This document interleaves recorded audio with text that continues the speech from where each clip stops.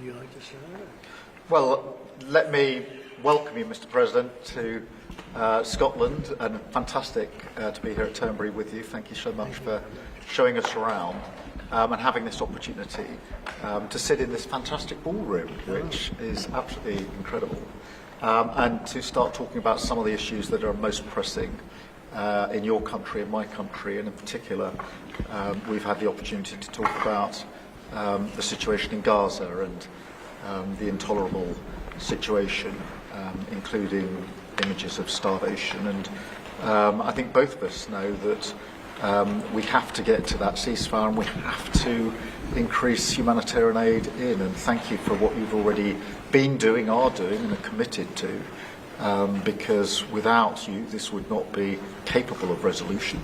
And I think that if we can work not just on the pressing issues of the ceasefire, but also on this issue of getting humanitarian aid in at volume, at speed, and then we've discussed a plan for what then happens afterwards.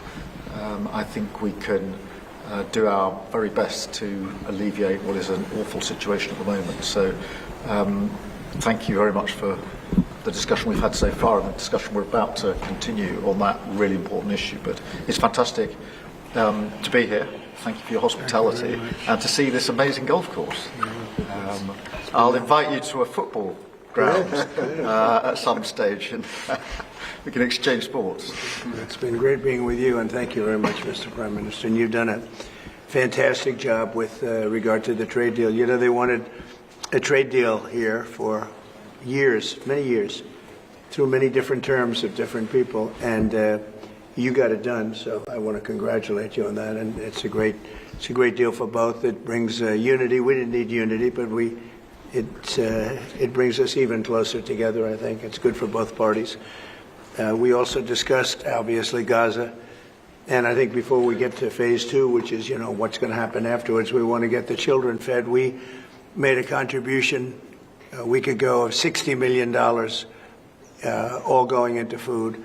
We only hope the food goes to the people that need it, because so much, as you know, when you do something there, it gets taken by Hamas or somebody, but it gets taken.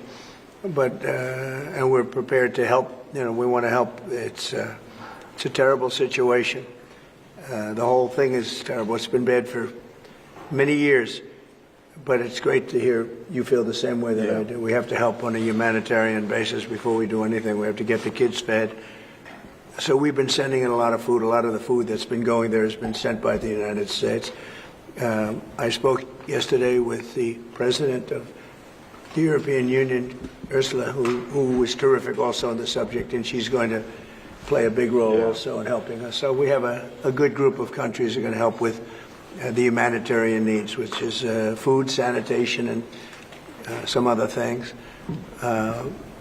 It's very difficult to deal with Hamas, as I said. We got a tremendous amount of hostages out, but it would take place in drips and drabs. You'd get 10, you'd get 5, you'd get 2, you'd get 10, 12.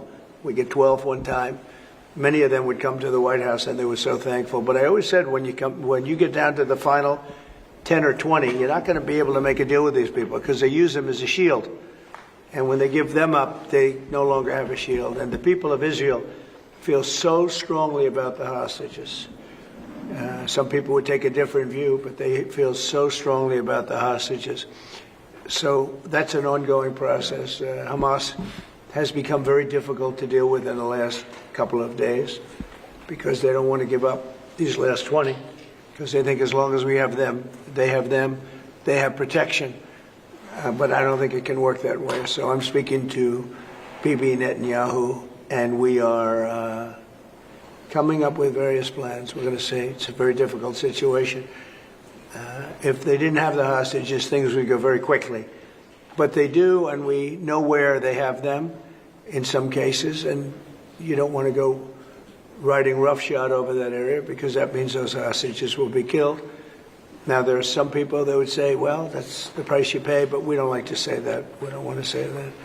And I don't think the people of Israel want to say that either, which is pretty amazing. A lot of people would say, just get it done and whatever it is. You could also say speed might be better for the hostages. You go through, with speed, you may have a better chance because they're in deep trouble. They're in deep trouble. You saw October 7th, and you saw what the damage and the horror that they committed. People can't forget that. They tend to forget it, but they can't forget. That was one of the most evil things I've ever seen. And you just cannot forget that. So we're very much involved. The Prime Minister's involved. I'm involved. And I think I can speak. We just signed a very big trade deal, the biggest of them all yesterday, right? And the European Union is very much involved in wanting to help with the Palestinians in terms of getting people fed. But the area of Gaza, another way of defining it is the area of Gaza. It's a very troubled place, and it has been for many, many years. It has been for many decades. So it's not like this just happened. This has been going on for a long period of time. So that's it. Our hearts are in the right place. We have some good news because the recent war that you just saw, they just announced, I see, the newest of the 5, now this would be 6 that we've stopped. I've stopped 6 wars in the last, I'm averaging about a war a month, but the last 3 were very close together. India and Pakistan and a lot of them. Congo was just done, Rwanda was just done. But you probably know, I won't go into it very much because I don't know the final numbers yet. I don't know. Numerous people were killed, and I was dealing with 2 countries that we get along with very well, very different countries from certain standpoints. They've been fighting for 500 years, intermittently, and we solved that war. You probably saw it just came out over the wire, so we solved it through trade. I said, I don't want to trade with anybody that's killing each other, so we just got that one solved. And I'm going to call the 2 prime ministers who I got along with very, very well and speak to them right after this meeting and congratulate them. But it was an honor to be involved, and that was going to be a very nasty war. Those wars have been very, very nasty. So we've done a lot of good work. We've had great support from the Prime Minister anytime we needed help, anytime we needed any form of support. You've been there. We appreciate it very much. And we're going to continue onward. We do have to take care of the humanitarian needs on what they used to call the Gaza Strip. You don't hear that line too much anymore. You don't hear the Gaza Strip, but it is the Gaza Strip, and it's amazing that it's not being handled a little bit differently. We're going to set up food centers, and we're going to do it in conjunction with some very good people, and we're going to supply funds. And we just took in trillions of dollars. We got a lot of money, and we're going to spend a little money on some food. And other nations are joining us. I know your nation's joining us, and we have all of the European nations joining us, and others also have called, and they want to be helpful. So we're going to set up food centers and where the people can walk in and no boundaries. We're not going to have fences, and they can't. They see the food from 30 you would say yards away, and they see the food. It's all there, but nobody's at it because they have fences set up that nobody can even get it. It's crazy what's going on over there. So we're going to work very closely together with your country, a great country. We also discussed inside that we are, there's a whole new thing happening with regard to energy from nuclear. And the Prime Minister is looking at that very strongly, and I know you have Rolls-Royce nuclear plants. That sounds pretty good, right? I love that. What a great brand that is. But you're also doing the Rolls-Royce or the nuclear plants, the smaller plants. We're doing smaller and bigger, but the small is interesting. They do a small plant, very easy, very safe, and as they need more, they hook up another plant, and they have a series of plants instead of, doing the $20 billion plant. That gets tough for a lot of people to do. So we're just studying that. It sounds like you're very far progressed, but that's a great thing you're doing on nuclear. We opened up nuclear about 2 months ago, and it's now safe and very inexpensive. No, we see civil nuclear as a big part of the future as we go to sustainable, independent energy, and I think that between the two of us, we can work very much more closely Yes. on this, and we've agreed that that's our ambition, that's our aspiration, and this is going to be a big part of the future when it comes to energy. And you can see in the last few years, energy has been weaponised, prices have dictated both families and businesses across the United Kingdom, and therefore taking control of energy is a huge prize. So the more we can work together on this, Right. the better, and small modular reactors are a very big part of the future here, and we've got great companies like Rolls-Royce involved in that. So I'm very much looking forward to working together with you, Good. Mr. President. We'll do on that. We'll do that. We're going up to your oil capital in a little while. We're going up to Aberdeen. That's called the oil capital of Europe, and that's a great asset that you have up there. Someday, if they ever change their thinking on that, you have a great and valuable asset. There's a lot of valuable resources underground there, but that's a decision for you to make. But it's a very amazing place, and it is considered the oil capital of Europe. So it's another option that you have. So we are doing really well as a country, and I think that the Prime Minister has been so supportive of us, and so strong and so respected, and I respect him much more today than I did before, because I just met his wife and family. He's got a perfect wife and family, and that's never easy to achieve, right? But I take no credit for that. But he's become a friend, and together we got a deal done that has not been able to be done.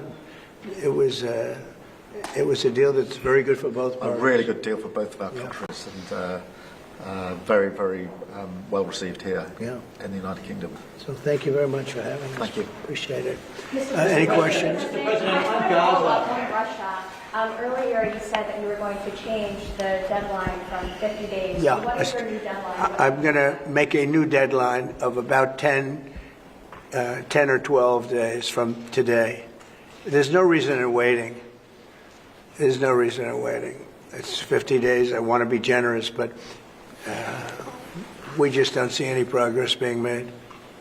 Mr. President, on Gaza, you talks about setting up food centres in conjunction with other organisations. Right. You talk about the Gaza Humanitarian Foundation or recognised aid agencies. How will this work? Well, it's going to be working with the United States. We'll be helping with the food. You know, we have a lot of access to food. We got a lot of food ourselves, and we're going to bring it over there. We're also going to make sure that they don't have barriers stopping people. You know, you've seen the areas where they actually have food, and the people are screaming for the food, and they're 35, 40 yards away, and they won't let them because they have lines that are set up.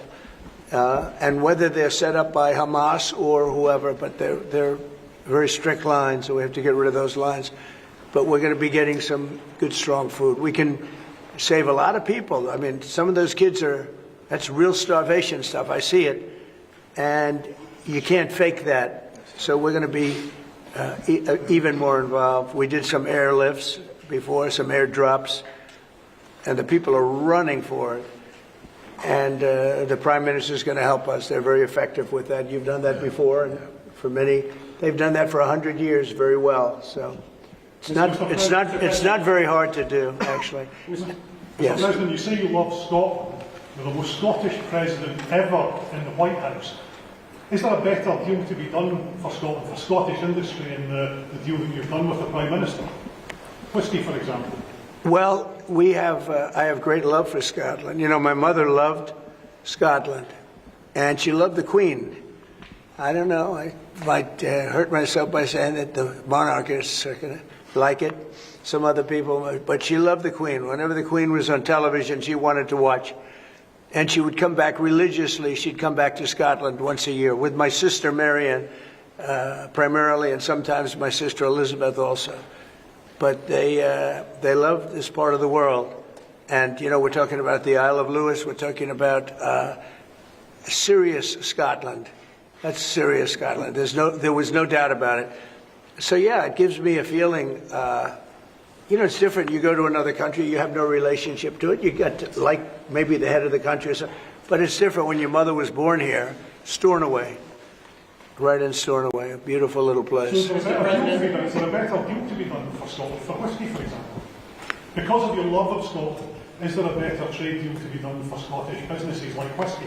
Well, I assume when we do our trade deal overall, a lot of it comes to Scotland, I hope. Maybe all of it should go to It's a Scotland. very good deal for the whole United Kingdom, and we're already achieved great things under the deal, and we'll achieve even more as we work together. A lot of it is going to Scotland. I mean, I do know that, but I mean, we're dealing with the UK, but a lot of it comes to Scotland. And you know, I was very particular. This is a part of the world I want to see thrive. It's going to thrive. Mr. President, back to Gaza. You talk about Hamas stealing food and stealing aid. What responsibility does Israel have for limiting aid to the region? And if I could ask a follow-up to the Prime Minister, what pressure can be put on Israel? Is that something that you and the United States could work on together? Israel has a lot of responsibility. They're hampered by the fact that you still have 20 hostages or so. And the people of Israel are very concerned about the 20 hostages. It's very interesting. You could say they could be more concerned about retribution than the 20 hostages, but they really want the 20 hostages to survive and live to make it. You know, many of the hostages came to my office, in the Oval Office, and I was amazed by, I would ask them the question, was there any sign of love? Was there any sign of, when you were a hostage and you have all of these people from Hamas around you, sometimes 100, sometimes 10, sometimes 2, but you're a hostage and you're being stored in a pipe. It's not even really, a cave, or it's a pipe, a little pipe. And some said they didn't think they were going to make it because they were losing air. There wasn't enough air, and they'd open up the pipe just in time, but they didn't do it on purpose. They just happened to open it. They got lucky. But I said, did they ever wink at you and say, like, don't worry, you're going to be okay? Did they ever give you some extra food, even if it was a piece of bread? Did they ever give you anything during that time? And some were there for 400 or 500 days now, right? It's a long time, a year and a half, more than that. And not one person said there was any love from anybody. You know, in other words, you have hundreds of people, and you see it in the movies where somebody's a prisoner and somebody's helping. You even see it with Germany, where people would be let into a house and live in an attic in secret. You know, you'd see signs of some. I said, did you see anything like, did they wink at you? Did they say, don't worry, you're going to be okay? I ask that question all the time. I've never received one answer that said, yeah, they really wanted to help. No, the hatred is just incredible. But certainly the access to food issue, what more can Israel do? And again, to the Prime Minister as well. Well, I think Israel can do a lot. I will say that Iran, I think, interjected themselves in this last negotiation. Can you imagine the beating they took? We wiped out their nuclear possibilities. They can start again. If they do, we'll wipe it out faster than you can wave your finger at it. We'll have to do that. We will do that gladly, openly and gladly. They've been saying, Iran's been sending out bad signals, I'll tell you. For a country that just got wiped out, they've been sending very bad signals, very nasty signals. And they shouldn't be doing that. They shouldn't be doing that. They were talking about things that they shouldn't be talking about. They were interviewed on a recent show, and the foreign minister saying things that he shouldn't be talking about, shouldn't be saying. And I think they got involved in this negotiation, telling Hamas and giving Hamas signals and orders, and that's not good. That's not good. I would say, look, we need to get the hostages out. They've been held for a very, very long time, and we must always start from there. But also recognise the situation on the ground in Gaza is absolutely intolerable, and I think that certainly speaking for the British public and myself, seeing those images of starving children in particular are revolting. And there's a sense of revulsion in the British public at what they're seeing. And they know, and we know, that humanitarian aid needs to get in at speed, at volume. Yes, some can be airdropped, and we're working with others, with the US, with Jordan, on that. But the trucks need to get in, because that's the only way you can get the volume in. And we do thank the President for the work he's done to try to get to a ceasefire, which we desperately need, but also to put aid in to the region. There needs to be much more of that. We need to galvanise other countries in support of getting that aid in. And yes, that does involve putting pressure on Israel, because it absolutely is a humanitarian catastrophe now.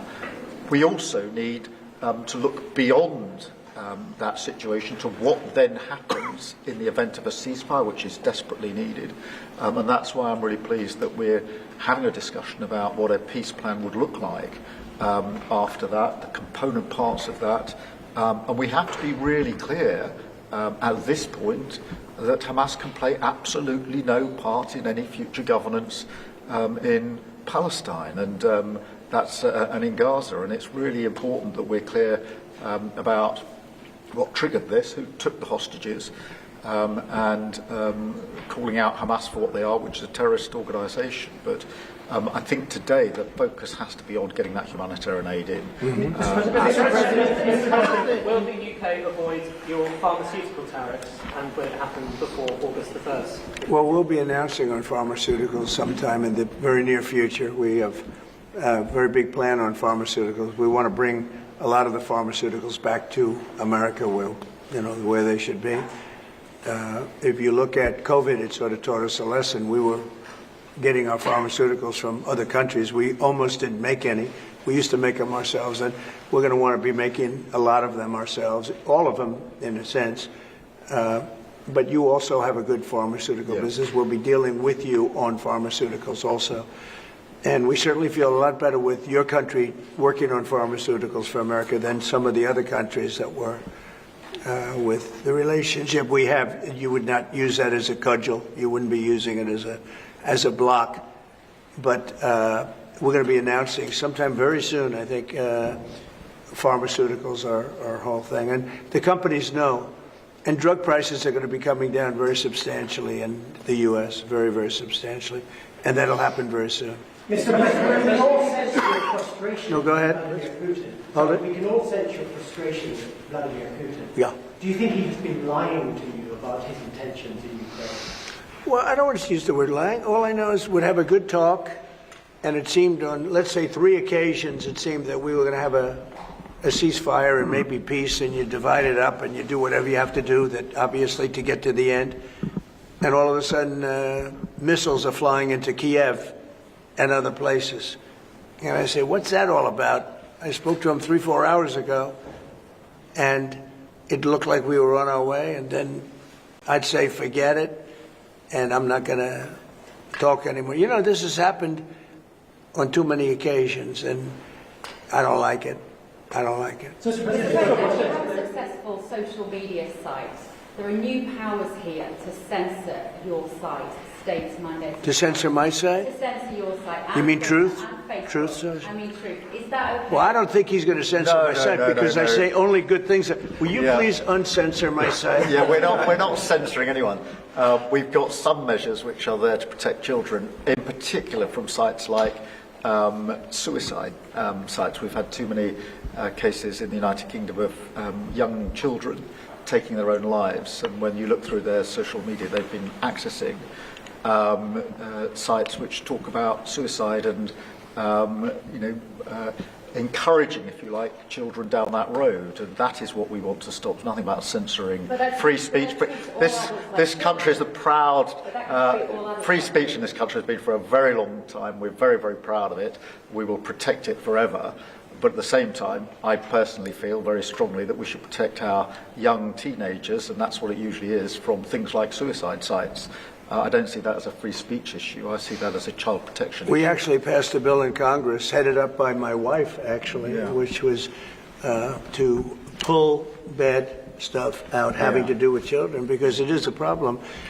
But I cannot imagine him censoring Truth Social. That's more of a very political, and it's been a very big success. Not going to happen. And I only say good things about him and his country, so if they censor me, you're making a mistake. I'm going to give my ambassador the job, make sure it's not censored. It's not happening. I had not heard that. You're a big investor in this area, Mr. President. Say it? You're a big investor in this area of Scotland. To put it mildly. Like this ballroom that we built from scratch. Do you worry, though, about the risk of increased taxes here? Will that stop investing? And do you have a message last night on the soccer to the English Lionesses who won the European trophy? So I think that I have a theory that low taxes bring growth. We just passed a big tax cut bill, the biggest bill in the history of our country, actually. And one big, beautiful bill. I used to call it the great one big, beautiful. We took the word great out. But it's actually called the one big, beautiful bill. It's essentially a very large tax cut bill for everybody. And our country's pretty soon, I think I can say it right now, our country has never done better. We had a country that was dead. It was dead 6 months ago, a year ago. Leaders from NATO, we had a very successful meeting at NATO. Your prime minister was there. It was an unbelievable love fest with all of those countries. And they agreed to go 5% and all the things. Very smart to do. But many of the leaders said, essentially, they said, your country was dead 1 year ago. 1 year ago, we had a dead, and we did. We had a dead country. We had a president who didn't know where the hell he was. We had horrible, horrible people running our country. I think they were sick people, actually, sick. You talk about censorship. Those are big. That's all they did was censor, and they didn't know what to do. And they had high taxes. They wanted more tax, total censorship, transgender for everybody, men playing in women's sports, everything bad they wanted, and they still do. That's what they still do. That's why they're down at 15% or something. I saw it today, the lowest that the other part of the Democrats have ever been. But no, I find that when you lower taxes, you get growth. I will say this, and the Prime Minister hasn't been here very long, in all fairness. I think he'll be a tax cutter. But I find that as we cut taxes, we did more business. In my first tax bill, we cut taxes from 39% down to 22%. And we ended up at the end of the first year, when it was still a little raw, we ended up taking in much more revenue than we did at 39%. It was pretty amazing. And we're taking in a lot of revenue right now. And this was an additional tax cut. So I find, for whatever it's worth, tax cuts are very good. Mr. President, you moved up the deadline. It's now 10 or 12 days. Is the sanction the same, that you're going to slap a 100% tariff on anybody who does business with Russia? So what I'm doing is we're going to do secondary sanctions unless we make a deal. And we might make a deal. I don't know. You don't know. It's we've done so many peace deals. This is the one I started out with. And, I know President Putin called me. He wanted to know if I could help him with Iran. I said, no, I don't need your help with Iran. I need your help with Russia. And so that's the one deal that continues to linger. And, we're losing 5,000. They're losing. I'm not losing. You're not losing. But 5,000 Russian and Ukrainian kids a week are dying. And that's not mentioning the people that are dying also in towns where, he's lobbing missiles into certain towns like Kiev. And he's got to make a deal. It's too many people are dying. It's a really bloody war. And the 5 is now, they're really telling me that number is obsolete. It's like 7. That's terrible. So you have 7,000 Russian and Ukrainian soldiers dying every single week for no reason whatsoever. So you would think, based on common sense, you would think he'd want to make a deal. We'll find out. No communication with Mr. President publicly. Have you had any other through any channels conversations with the Russians reiterating this? In what? Reiterating this new pressure and deadline. We're going to have you're the press. I'm reiterating it to you. I'd say 10 to 12 days. I'll announce it probably tonight or tomorrow. But there's no reason to wait. If you know what the answer is going to be, why wait? And it would be sanctions and maybe tariffs, secondary tariffs. You know what a secondary tariff is. And look, the Russian economy, I don't want to do that to Russia. I love the Russian people. They're great people. I don't want to do that to Russia. But this thing, they're losing a lot of Russians. They've lost 1 million Russians. And that's the, sons. That's the sons and daughters of Russian families. They leave the house. They go, bye, Mom, bye, Dad, and then they get blown away. And Ukrainian, too. Look at Ukraine. It's a disaster what's happened there. But it continues to go on. As you know, we made a deal where the European Union is essentially involved, but it's NATO, and we're was supplying weapons to NATO. NATO's now paying because the United States, because of Biden's in for $350 billion, the European nations are in for about $100 billion. Should be the opposite way, by the way, because we have a big ocean in between. Should be the opposite way. But I think that eventually something's going to happen. It should happen fast. So many people are dying. You know, when I settled out with Congo and Rwanda, they lost almost 8 million people. And it just made so much sense. And if I didn't get involved, they wouldn't have done it. They weren't even thinking about settling it. It was just going on forever. And nobody could go into those territories because they'd get killed. They'd get killed. And now they have I hear it's a whole different ballgame. We settled it. This is one that should be settled. Russia, Ukraine. This is one that really should be settled. Mr. President, Scotland's First Minister has today set out his plans for a second referendum on Scottish independence. Can I get your reaction to that as someone with deep ties to Scotland?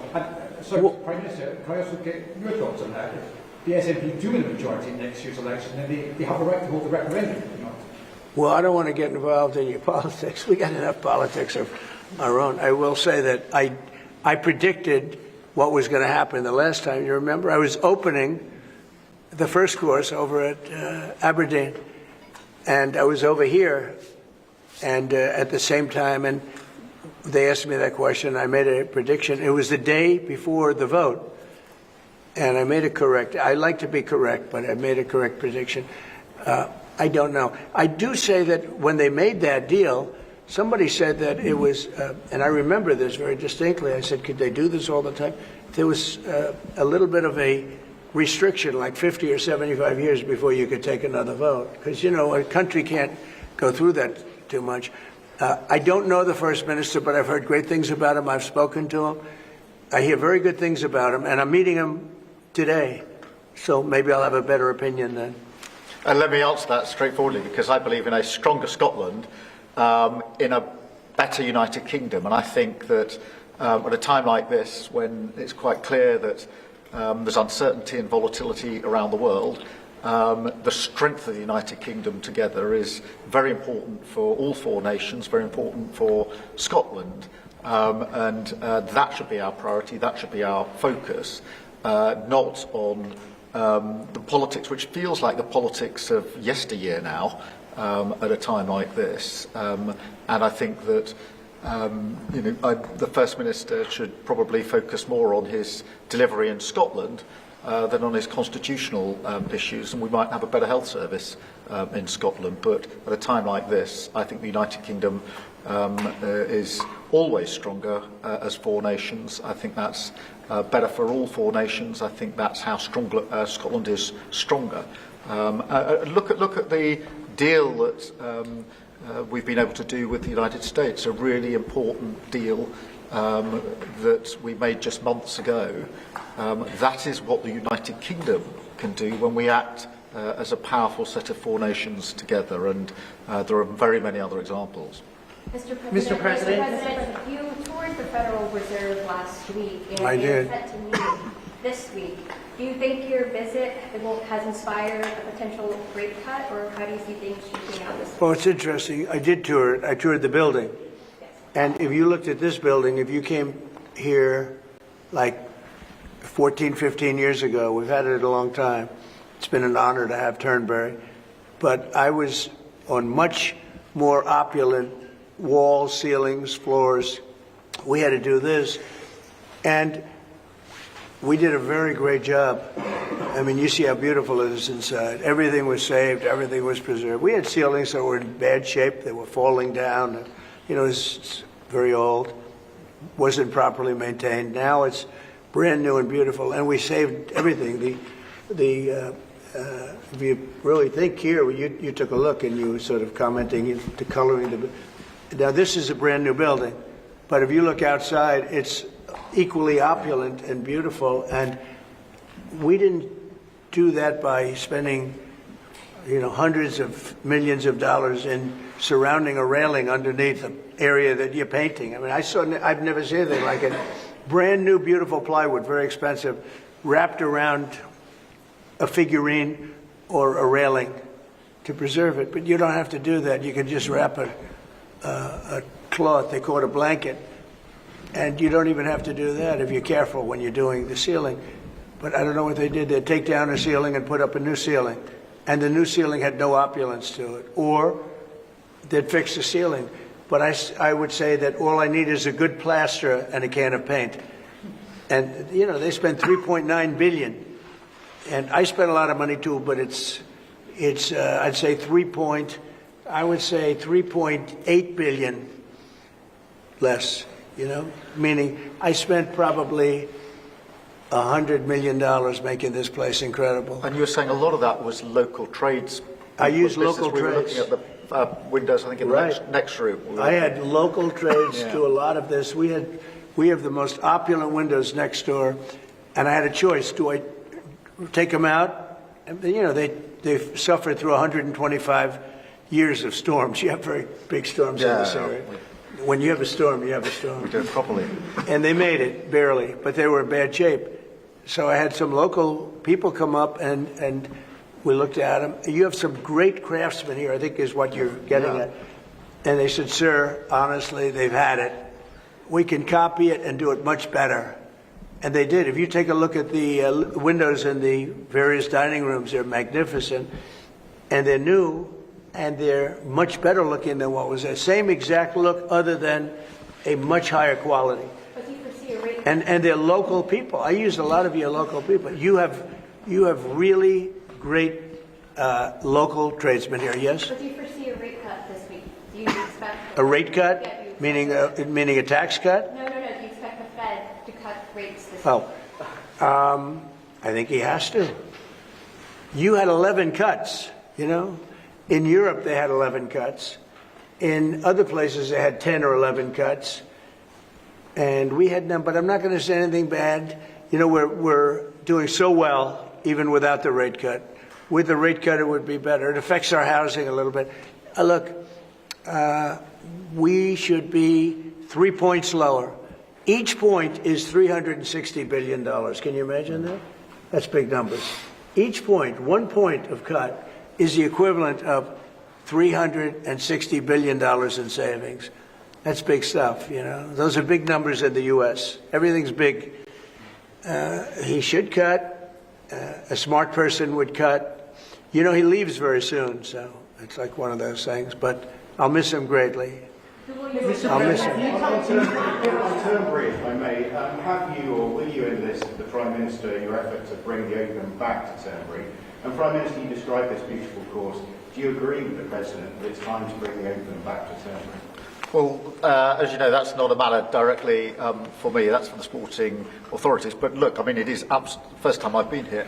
It's absolutely magnificent, both inside and out, and looking at the courses itself and the building. It's incredible. But the decision on the Open is not a decision for me, as you'll understand. I should just pick up on the earlier question, because I, for one, will say congratulations to the Lionesses. Last night, our women's football team won the Euros, defended the Euros, I should say, It's a big story. which was a really big success, and the mental and physical resilience that they showed was quite incredible. So It's a big deal. there's a lot of bunting out today and tomorrow to celebrate them bringing that cup home. Did you get the chance to do any planning for the upcoming state visit, and how's that going to work? Where would you stay, and anything about this? Well, I'm looking forward to it. It's never been done before, twice. We had our original at Buckingham Palace, and now I guess we're going to Windsor. And it's never been done, and I'm a big fan of King Charles. I've known him for quite a while. He's a great guy, great person. He looks really well to me. He looks great. So we look forward to coming over. It's going to be...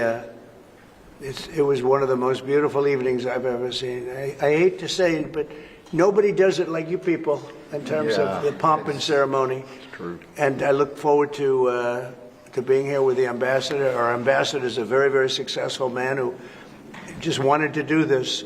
And I said, how are you going to be able to do that? And he's so committed to, you know, the relationship between the countries.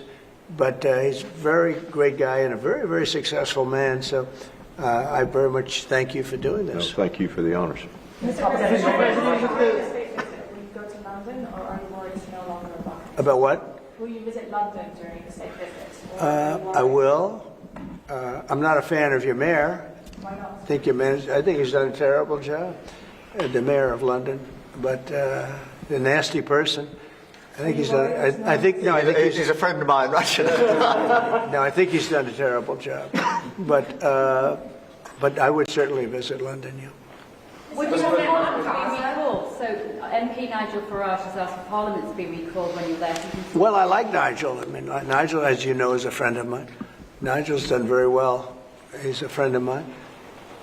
And Keir's a friend of mine. Would you recall Parliament so that the President can talk to MPs? Well, Parliament's in recess at the time, but look, I do want to be clear. This is an unprecedented and very special state visit. This has never been done before, and there'll be many elements of it that have never been seen before. So this is going to be a historic occasion, and we're all very much looking forward to it. And I was very, very pleased to be able to put forward the invitation when we were at the White House earlier this year. So this is not just a state visit. They're always incredible occasions, and this is an unprecedented second state visit. So you can imagine just how special that's going to be. The fact that it's never been done before, and that's because it's non-consecutive, and it's the only reason it could be, made it even more interesting, frankly. So it's going to be great. And being with Charles and Camilla and everybody, I've gotten to know because of 4 years and now 6 months. I've gotten to know a lot of the family members. They're great people. They're really great people. And in that sense, I think that the UK is very lucky. You could have people that weren't great people. I don't know if I'd say that, but you could have people that weren't. But we're very lucky to have our royal family. Absolutely fantastic. So we really look forward to that. As far as Parliament, if he wants me to speak in Parliament, I'll do it. Okay? But it doesn't have to be then. It could be some other time. Maybe we should save it for another time. We'll let the one visit speak for itself. But anytime, if I could be helpful, I would certainly do it. Thank you. Mr. President, with the EU deal, alternatives are you considering to get the hostages out if there's no ceasefire deal? Well, there are a couple of alternatives. Some are pretty strong, but the most sensible alternative is talk and negotiation. But I said a long time ago, at a certain point, they're not going to be talking because they're going to lose their shield. The hostages are a shield for them. They did horrible things on October 7th. And the hostages are a shield. And I said, you're going to get down a number, and the number's going to be at a point where you're not going to be able to get them back unless you're going to be very energetic, or to put it a different way, unless you're going to be very ruthless and violent. It's a bad situation to be in, very bad. Mr. President, with the EU deal last night, you talked during the campaign about President Putin respecting you and helping you have a relationship with him. Do you still feel that way, that he respects you, considering the conversations you've had that have been really nice? Yeah. I've always gotten along with President Putin. I have had a great relationship with him. And he went through the Russia hugs, too. It was, we used to talk about it. We used to say, it's too bad we really can't do anything between our country. Because if we did, they'd say, it's, some... Look, I was tough on Putin because I was the one that closed up Nord Stream, and Biden came along and opened it up. I was very tough on Putin in one way, but we got along very well. And I never really thought this would happen. I thought we'd be able to negotiate something, and maybe that'll still happen. But it's very late down the process, so I'm disappointed. And the funny thing is that their economy isn't that big, and it's having a hard time right now. But it's a relatively small economy, a strong military, but strong economy. And it used to be a strong economy. Now it's not. He's gone through a lot economically. It's not easy, but it's pretty small, compared to that magnificent size of that land. The land is massive. It's got, I guess, 9 time zones or something. It's a massive piece of land. Russia could be so rich. It could be so rich. It could be thriving like practically no other country. And they're holding that back because we can't. He wants to do trade deals with us. He talks about it all the time. He wanted to. And I envision that a lot of trade with Russia. They have a lot of valuable things. When you talk about rare earth, they have serious rare earth, right? They have just about every form you can have. So, Russia could be so rich right now. Instead, they spend all their money on war. They spend everything on war and killing people, and it doesn't make sense to me. I thought he would want to end this thing quickly. I really felt it was going to end, but every time I think it's going to end, he kills people. Could a meeting help, and are you considering, has been proposed? I don't know. I'm not, I'm not so interested in talking anymore. He talks, we have such nice conversations, such respectful and nice conversations, and then people die the following night with a missile going into a town and hitting, recently I guess the nursing home, but they hit other things. Whatever they hit, people die. So, I don't know. We'll see what happens. We've just had a sense of your differences in political persuasion where Nigel Farage and Sadiq Khan came up in conversation. I wonder if you have any advice, either of you, for a very divided, polarised world on how you make your relationship. Not differences, yeah. Not differences. I happen to like both men. I like this man a lot, and I like Nigel. And, I don't know the politics over here. I don't know where they stand. I would say one is slightly liberal, not that liberal, slightly, and the other one is slightly conservative. But they're both good men. Mr. President. Well, look, we like each other, we respect each other, we get on, and we've both got a great love of our countries, of our families, and therefore there's a huge amount that we have already achieved actually together and will achieve as we go forward, leading our respective countries, and of course the relationship between our countries. Donald, we were talking about this morning, that whether it's defence, security, intelligence sharing, it's a close historic relationship. We have fought together in the past, we've always stood together. And I, for one, am very pleased that we've got such a good personal relationship between us. And I think it just shows that even if you come from different political perspectives, different backgrounds, actually there's a huge amount of common ground when it comes to what is in the best interests of our two great countries. And they are two great countries. And I think that because we focus on what's best for our countries, we get along very well. And I'm very pleased that that's the case. Mr. President. Well, I do know he wants to cut taxes as much as he can. And, politics is pretty simple. I assume there's a thing going on between you and Nigel, and it's okay. It's two parties. But generally speaking, the one who cuts taxes the most, the one who gives you the lowest energy prices and the best kind of energy, the one that keeps you out of wars, he's kept you out of wars, but the one that keeps you out of wars, you have a few basics and you can go back 1,000 years, 1,000,000 years, whoever does these things. But low taxes, keep us safe, keep us out of wars, no crime, stop the crime. And in your case, a big immigration component, because I know that your attitude has become strong on immigration, strong on the toughness of immigration. But I think whoever's going to be, I think I won because we had a lousy president, to be honest with you. We had an incompetent president. But I won because I was very strong on immigration. Now, we had inflation. We had sort of a bad economy with this guy.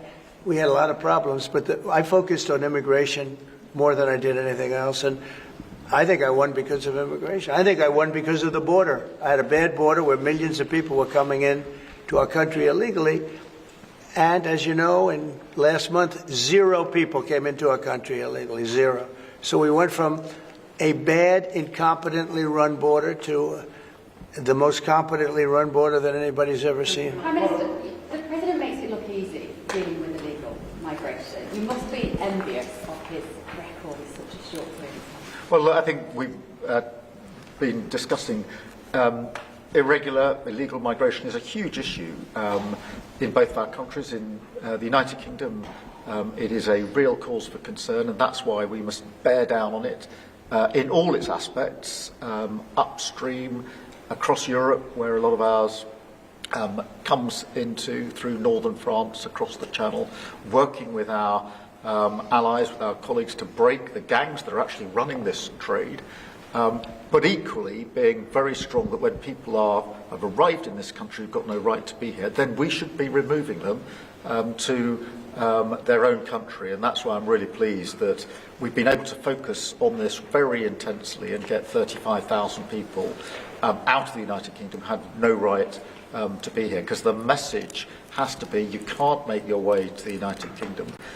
We won't tolerate our rules being broken, and if you get here, you will be returned to where you came from. And it's really important that we bear down on that.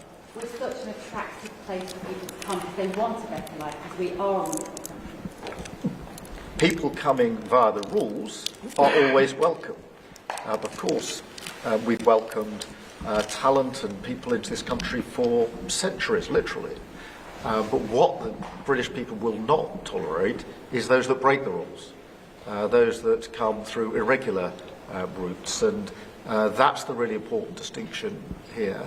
And that's what we're bearing down on. And I'm really pleased that we're through pretty well all of the international engagement I've done, all the meetings I've had, the country we've done deals with. We've done deals with countries in the last 12 months that many people thought it was not possible to do deal with when it came to immigration, irregular immigration.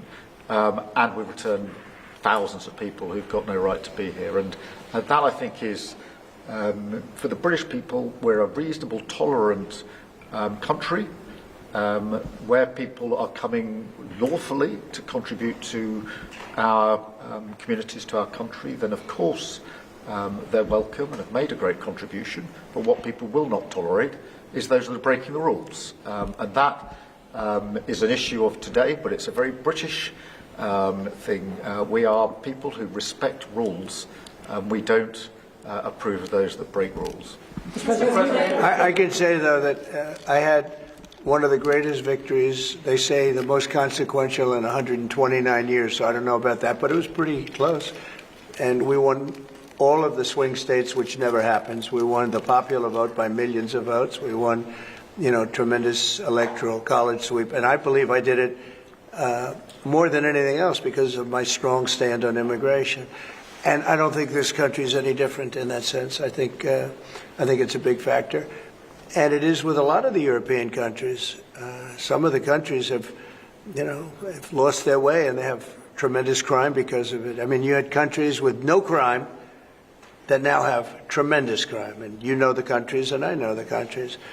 And so I think it's a huge factor in any election, not just this election, but in any election. I think the one that's toughest and most competent on immigration is going to win the election. But then you add low taxes and you add the economy. He did a great thing with the economy because a lot of money is going to come in because of the deal that was made. But I think that immigration is now bigger than ever before. Mr. President, your Treasury Secretary is meeting with Chinese trade officials. Right now. Right now. Have you received an update? Do you expect a deal when these talks are over, especially with the August 1st deadline? No, they're meeting right now. And, we have a good relationship with China. But China's tough. And like you're tough, we're all tough, yes.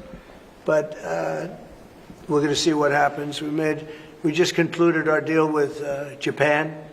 It was very good for everybody. We're making great deals. We're making deals that are good for us, but we want them to be good for everybody. It's important. It's sometimes I'll do something that I shouldn't do because it's not very important for our country, but it's very meaningful for the country on the other side. And I'll let them have that point because it's very important for them. So I don't know, but we've made a lot of deals in the last couple of months. And then ultimately, as you might as well know, we're going to because we have, you have 200 countries, more, but people don't know that. You got a lot of countries. And I wouldn't want to sit down with 200 people and have to deal the way he was calling me all the time. We want this, we got to have that. These are tough negotiators. These are, look, they're smart people, they're tough negotiators. They know what they want. And, but we're going to be setting a tariff for essentially the rest of the world. And that's what they're going to pay if they want to do business in the United States. Because you can't sit down and make 200 deals. But we've made the big ones. We just finished Indonesia. They opened up their country. We just finished Japan. They opened up their country. You know, Japan opened up the country. They were totally closed. They opened up to our cars, even to rice. Rice was a big deal. They would never take anybody else's rice. They're taking rice. But they opened up their country. Philippines, we just finished. They opened up their country. They were very closed. I'd love to see China open up their country. So we're dealing with China right now, as we speak. Yeah, we're dealing with China right now. The deal you've got with the UK is better than one with the European Union. Is that because you think Brexit was a good idea for this country? No, look, you know, we have a very special relationship with this country. Like, you know, my mother was born here. And not only born here, loved it. She'd come back, I told you, religiously every year. And she'd go up to Stornoway and see her relatives. But she loved the country. Yeah, that probably it always has an impact. Always has an impact. But, you know, Germany has a new leader, and I think he's terrific. I think you like him too. Yeah, I think he's terrific. My father was born in Germany. Or his parents were just out. But, so, you know, you have a lot of feeling for this part of the world. I do. I want to see this part of the world do well. Germany, Scotland, the UK. I want this part of the world to do well. All of the nations. You know, you do feel a certain. You have a warm feeling toward a part when your parents are born essentially here, and I think maybe it's slightly different. Maybe it's not. I don't know, but maybe it's slightly different. Mr. President, you didn't completely rule out a pardon for Ghislaine Maxwell when you landed. Is that something you would ever consider, and why? Pardon for who? For Ghislaine Maxwell. Well, I'm allowed to give her a pardon, Yeah, but you are. Nobody's approached me with it. Nobody's asked me about it. It's in the news about that aspect of it, but right now it would be inappropriate to talk about it. So, Mr. President, your opposition to offshore wind is well known. In Scotland, wind is a disaster. But in Scotland and across the UK, wind farms. I know, it's a shame. It's not his fault. I used to tell Alex Salmon. Have you spoken to the Prime Minister, and will you speak to the first? Well, all I can do is give my look. Wind is the most expensive form of energy, and it destroys the beauty of your fields and your plains and your waterways. And look out there. There's no windmills, but if you look in another direction, you see windmills. When we go to Aberdeen, you'll see some of the ugliest windmills you've ever seen. They're the height of a 50-story building, and you can take 1,000 times more energy out of a hole in the ground this big. This big. It's called oil and gas. And you have it there, the North Sea. This big, that nobody would even see. You can take 1,000 times more power because the wind is intermittent. It doesn't work. It's extremely expensive. All the windmills are made in China. They used to be Germany and China. Now they're mostly in China. They all come out of China. They say that the blades, which are carbon fiber, you can't bury. Oh, okay, you can't bury. What are you going to do? Dump them in the ocean someplace? Because they only last a certain period of time. And remember, a windmill has a life of 8 years, especially when they're out in the salty sea and they start to rot and to rust. You have to replace them. It's very hard to replace them. Wind needs massive subsidy. And you are paying in Scotland and in UK and all over the place where they have massive subsidies to have these ugly monsters all over the place. So I've restricted windmills in the United States. Now, a couple we have, you know, the poor stupid people at the beginning, they approve them, so they have their full approvals. But I've restricted windmills in the United States because they also kill all your birds. You know, they wipe out. You know, it's interesting. If you shoot a bald eagle in the United States, they put you in jail for 5 years. And yet windmills knock out hundreds of them. They don't do anything. You've explained that. So it's a very expensive energy. It's a very ugly energy. and we won't allow it in the United States. So we believe in a mix, and obviously oil and gas is going to be with us for a very long time, and that'll be part of the mix. But also wind, solar, increasingly nuclear, which is what we've been discussing this morning, civil nuclear as we go forward. The most important thing for the United Kingdom is that we have control of our energy, and we have energy independence and security, because at the moment, whatever the attributes and facilities in the North Sea, that is sold onto the international market. We buy it back off the international market. That was a historic mistake in my view. But what we need is a mix so that we get the energy security that we need for the future, and that's the focus of everything that we're doing. But what we have discussed today is that the energy prices are too high, which is why we recently took measures to reduce the energy prices, particularly for energy-intensive businesses. But in the long run, the only way to reduce your energy prices is to take control of your energy, and that's what we're doing, taking control of our energy. Mr. President, our King Charles, who you're a great friend of, is a big fan of eco-projects, windmills, as you call them. Is he wrong? So King Charles is an environmentalist, I will tell you. And I say that in a positive way, not a negative way. And every time I've met with him, he talked about the environment, how important it is. And I'm all for it. I think that's great. You know, King Charles, more than anything else, loves the country. But I got to know him very well. He truly is an environmentalist. He wants clean air, clean water, you know, all of the things that we all want. Mr. President, you have said that you have not been briefed on the Epstein files, or your name has not appeared in the Epstein files. But doesn't the AG have to tell you if your name is... Well, I haven't been overly interested in it. You know, it's a hoax that's been built up way beyond proportion. I can say this, those files were run by the worst scum on earth. They were run by Comey, they were run by Garland, they were run by Biden and all of the people that actually ran the government, including the auto pen. Those files were run for 4 years by those people. If they had anything, I assume they would have released it. The whole thing is a hoax. They ran the files. I was running against somebody that ran the files.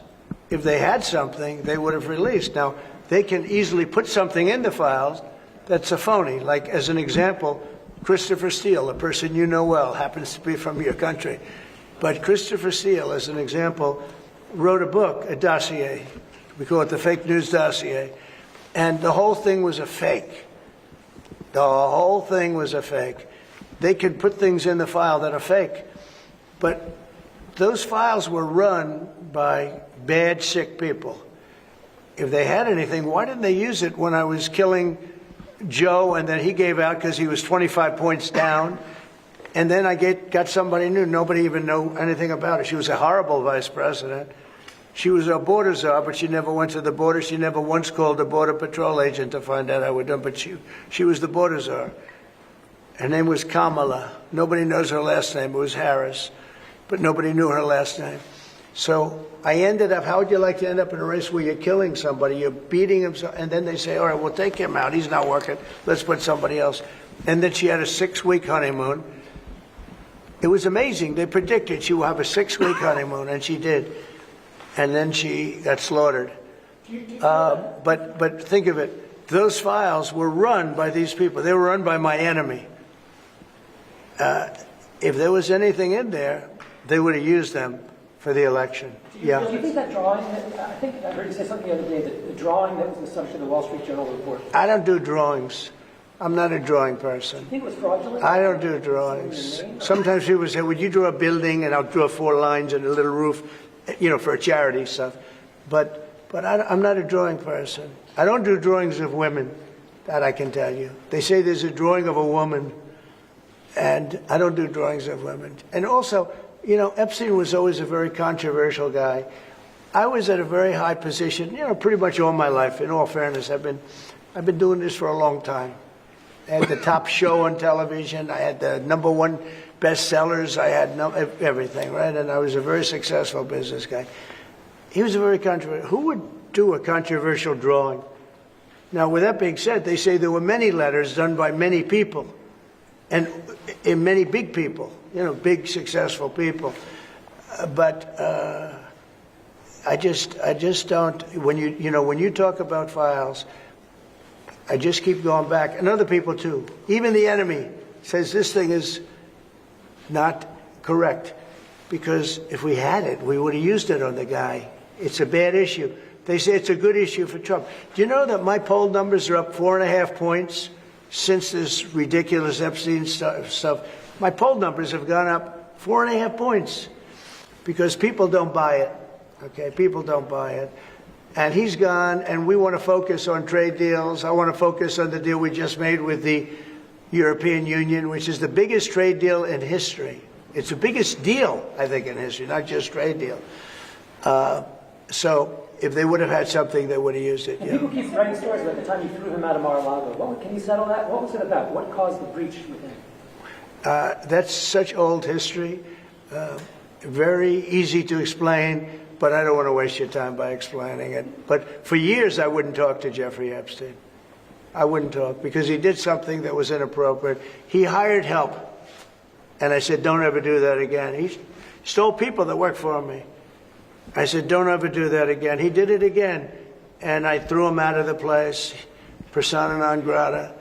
I threw him out, and that was it. I'm glad I did, if you want to know the truth. Mr. President. And by the way, I never went to the island, and Bill Clinton went there supposedly 28 times. I never went to the island, but Larry Summers, I hear, went there. He was the head of Harvard. And many other people that are very big people. Nobody ever talks about them. I never had the privilege of going to his island. And I did turn it down, but a lot of people in Palm Beach were invited to his island. In one of my very good moments, I turned it down. I didn't want to go to his island. Yeah. Mr. President, on Gaza, next time you speak to Netanyahu, what will you ask him to do? Say it what, louder? Next time you speak to Netanyahu, what will you ask him to do? Well, I'm going to say, look, we're giving money and we're giving food, but we're over here and we're over in the United States, and I think I can speak for the Prime Minister. We're giving money and things. He's got to sort of like run it. What should he do? Well, I want them to make sure they get the food. Open. I want to make sure they get the food, every ounce of food. I think you want to say. Absolutely. It's an absolute point. Because that food isn't being delivered, Mr. President, or at least all of it. you said you were going to set essentially a tariff for the rest of the world. For the world. What percent will that tariff be? I would say it'll be somewhere in the 15 to 20% range. So maybe 15 or 20 or? No, I said, I sort of know, but I just want to be nice. I would say in the range of 15 to 20%. Could you just also, you might operate to UK steel? Probably one of those two numbers. It's not, but UK and steel aluminum makers here are worried about the tariffs. Will you do anything to help them here? Aluminum? And steel. You're a pretty big aluminum maker. Yeah, that's already covered in the deal that we've agreed. So we're just doing the implementation of that. But Mr. President, when will that come down from 25% to 0? You mean on the overall, on the world? On steel and aluminum from Britain, it's 25. Well, we're going to know pretty soon. We're going to have it pretty soon. Mr. President, on Canada. You have no idea that these people are tough negotiators, okay? But we're a big buyer of steel. But we're going to make our own steel. We're going to make our own aluminum for the most part. But we buy a lot of aluminum from right here, and a lot of steel too. Yeah. Who are you with? Who are you with? Because you're asking such a nice question. Yeah, GB News, Beckton from GB News. Very good. They're lucky. We have a lot of unhappy farmers in this country at the moment, and I'm sure the Prime Minister won't thank me for raising this.